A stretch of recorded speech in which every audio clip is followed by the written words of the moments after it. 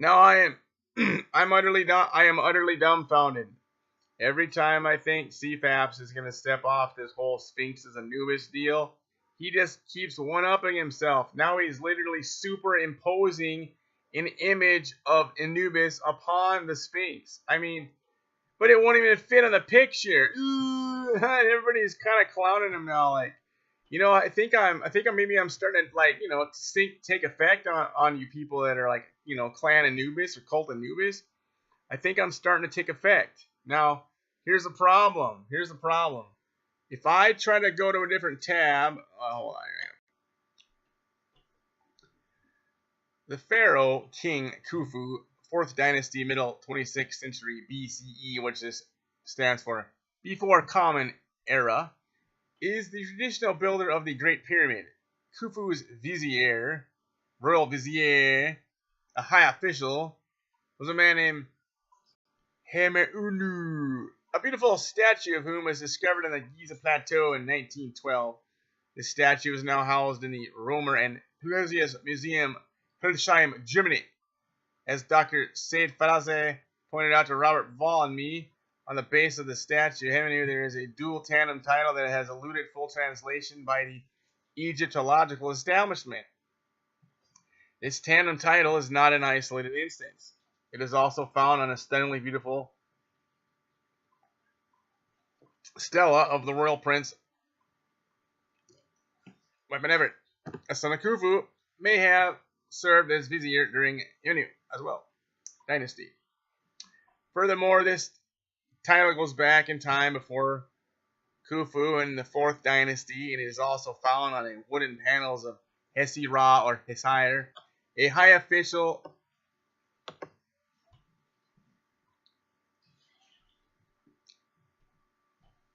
in the court of the pharaoh Djoser, middle or late 27th century BCE of the 3rd dynasty. Now, before I proceed, I want to make the point that this dual title is found associated with individuals who preceded the date generally attributed to the Great Sphinx by conventional Egyptologists, namely circa 2500 BCE during the reign of the 4th dynasty pharaoh Khafre.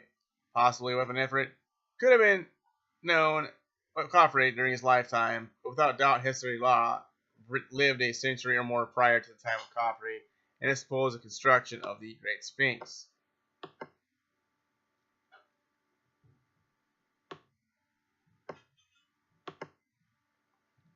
This tandem title consists of 7 distinct symbols or signs as recognized by Egyptologists, actual Egyptologists, not self-proclaimed Anubis fans, written in the following order. 1. Axe. 2. Reed inkwell, forming a single symbol. 3. Sedge, a plant found in Egypt. 4. Bread or bread loaf. 5. Axe. 6. Bent rod.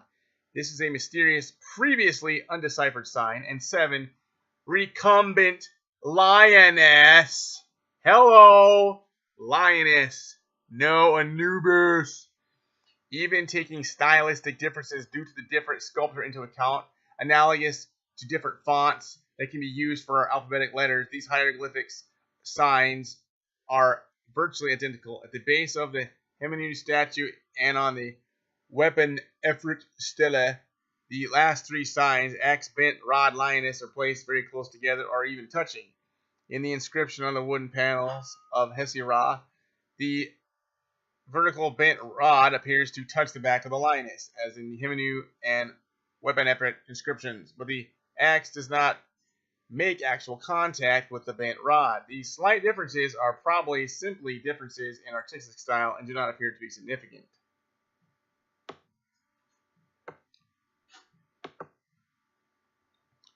The axe symbol is standardly translated in the line along the lines of the overseer, master, architect, master builder, or carpenter. That is, it denotes some sort of high official or person in charge of something of major importance, i.e. the construction of the Sphinx, and maybe even the pyramids. Who knows? Probably not, but you know what I'm getting at. The fact that there are 2 axes indicate this is a dual title, and the 3 examples noted above associated with the 3 different titles. Individuals, the 2 titles occur together. The reed, the inkwell, sedge, bread loaf associated with the first portion of the dual title have generally been translated to mean that the official holding the title was the overseer Of the royal scribes and or architects, the two are conceivably related, as architects would have drawn and recorded building plans and construction details, kind of like a modern-day architect would make schematics. An extremely important position for such a person would be responsible for royal records and accounts essential in governing the vast territory held by the pharaoh.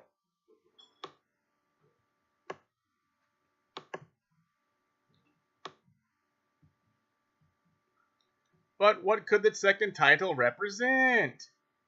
The acts of the second title is identical to that of the first, and thus presumably has the same meaning, that of an overseer or similar high official.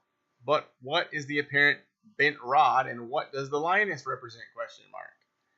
The lioness of the second title appears to be the same lioness represented elsewhere on the Wepanefrit stela, specifically in the name of the goddess Mehit, who could act as protectress, taking the form of a female lion. Thus, the Egyptologist William Stevenson Smith translated this title as Craftsman of Mehit. But what is the strange bent rod protruding from or entering into the back of the lioness? This is a symbol that has eluded Egyptologists, in part due to its extreme rarity. It was neither listed nor translated by either Alan A.H. Gardner or E.A. Wallace Budge. More recently, some Egyptologists have associated the bent rod with a mooring post used in the docking of a boat, but this appears to be based on a superficial visual similarity to mooring post, and neither seems convincing nor makes sense in the context under consideration.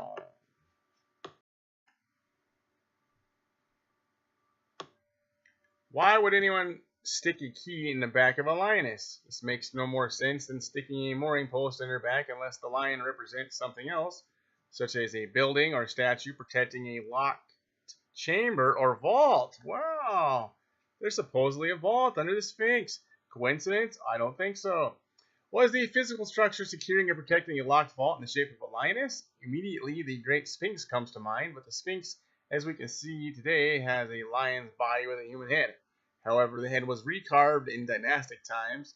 Since my earliest studies of the Great Sphinx, I have suggested that originally the statue was a recumbent lion, and the locked chamber or vault associated with the lioness is apparently indicated by the dual title, ? During the seismic work that Dr. Thomas Dobecki and I carried out around the Great Sphinx in the early 1990s, we located a chamber under the Sphinx in the vicinity of the left paw. Okay, are you following me here?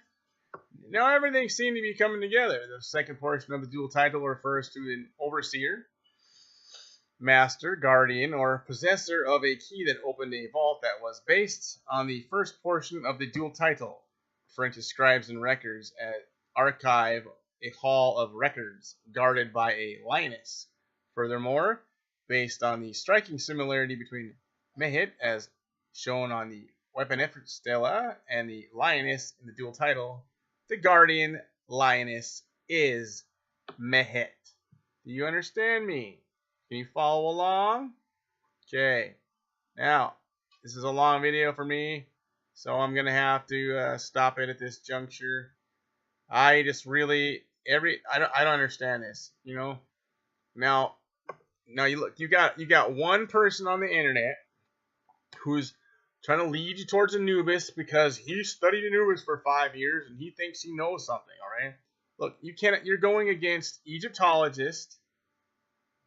You're going against Robert Schoch, Robert Bivall, John Anthony West, myself, and pretty much anybody in the world that is not easily deceived. So if you want to keep on with your Team Anubis thing and it makes you feel good to be anti-lion for some reason, I don't know, maybe you're anti-Leo or lion.